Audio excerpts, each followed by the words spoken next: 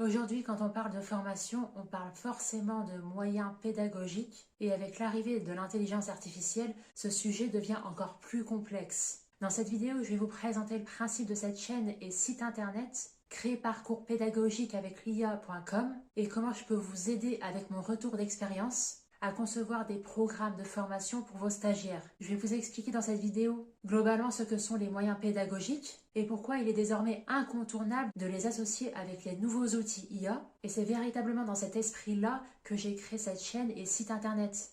Alors qui suis-je et pourquoi je vous parle de ce sujet aujourd'hui? Comme beaucoup de formateurs ou futurs formateurs, peut-être comme vous si vous regardez cette vidéo, on va de plus en plus chercher à concevoir des formations qui sont adaptées au monde actuel. Et ce, tout en respectant le cadre très réglementé. À titre perso, je me sens souvent perdue face aux nouveaux outils IA, aux exigences administratives de plus en plus élevées. Et c'est véritablement en partant de ce constat-là que j'ai créé ce projet-là, cette démarche autodidacte d'apprentissage des nouveaux outils IA. Savoir les implémenter, savoir les prendre en main, savoir les dompter, c'est extrêmement difficile si on n'a pas à la base une démarche d'apprentissage autodidacte, autonome en fait. Alors former aujourd'hui, pourquoi c'est devenu plus compliqué? Former aujourd'hui, c'est plus simplement transmettre des connaissances. On demande de plus en plus aux formateurs de prouver réellement que leur formation est utile pour le stagiaire, structurée et répond bien surtout à ses objectifs pédagogiques. Il suffit plus d'être compétent dans un domaine en fait. Il faut pouvoir expliquer comment la formation se déroule, avec quels moyens pédagogiques en particulier et pourquoi c'est précisément ces moyens-là qui sont pertinents pour cet apprenant en particulier. En parallèle de tout ça, il y a l'intelligence artificielle qui est rentrée dans nos mœurs, qui est complètement à présent, totalement présente dans notre société, et ça bouleverse des pans entiers de l'éducation. De nouveaux outils apparaissent toutes les semaines, certains promettent de tout faire à notre place, mais très vite les questions que je me suis posées réellement, c'est est-ce que ça c'est vraiment utile pédagogiquement? Est-ce aussi compatible avec une formation pro? Comment les mettre en pratique concrètement? Comment me former à l'utilisation de ces outils?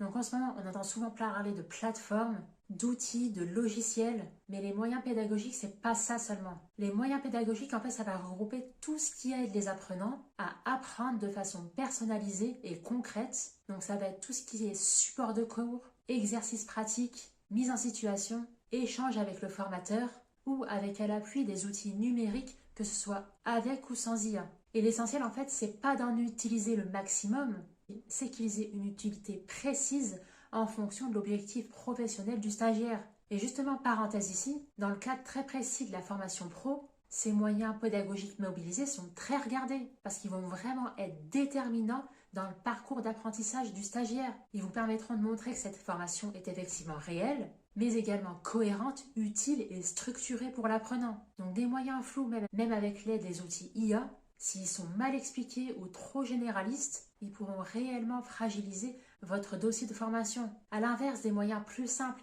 mais qui sont eux justifiés, bien utilisés et pertinents pour l'apprenant, va renforcer véritablement la crédibilité de votre dossier. Donc ce site que j'ai créé, c'est pas né d'une certitude, mais d'un besoin réel. Je l'ai créé pour documenter mon propre cheminement à travers en quelque sorte un journal de bord virtuel. C'est un espace où je vais partager mes réflexions, mes tests, mes ajustements. Mon objectif, c'est pas d'aller vite, mais de prendre du recul par rapport à tous ces nouveaux outils IA qui arrivent et d'avancer de manière progressive et cohérente. Alors concrètement, à qui s'adresse cette ressource en ligne? Donc si vous êtes comme moi, formateur ou futur formateur, et que vous perdez un peu le pied avec l'arrivée de tous ces nouveaux outils IA, cet espace d'échange peut vraiment être pertinent pour vous aussi, dans la mesure où je ne vais pas donner de recettes miracles, je ne vais pas donner de promesses irréalistes, je veux vraiment comprendre, structurer et justifier mes choix pédagogiques, et ce dans l'unique intérêt de l'apprenant qui doit valider son objectif professionnel. Parce que créer une formation, ça demande vraiment beaucoup de temps, beaucoup de réflexion, beaucoup d'échanges au préalable avec l'apprenant.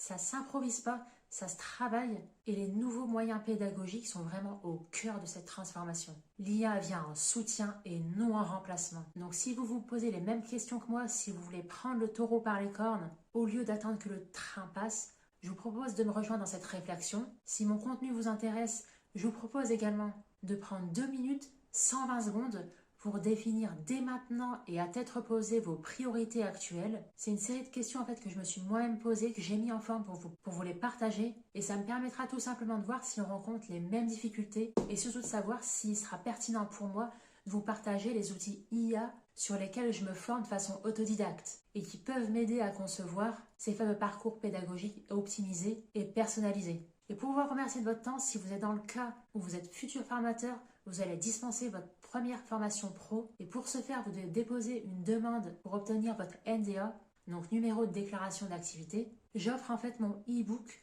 où j'y ai recensé les 7 erreurs fatales qui font invalider votre dossier de NDA. Et vous allez le voir si vous téléchargez mon e-book. La deuxième erreur va vraiment vous surprendre parce qu'elle peut être vraiment toute simple, mais à une signature près, votre dossier est refusé. Je vous laisse découvrir tout ça précisément en description. Abonnez-vous si le sujet vous intéresse pour être informé des prochaines vidéos qui vont sortir. À très vite!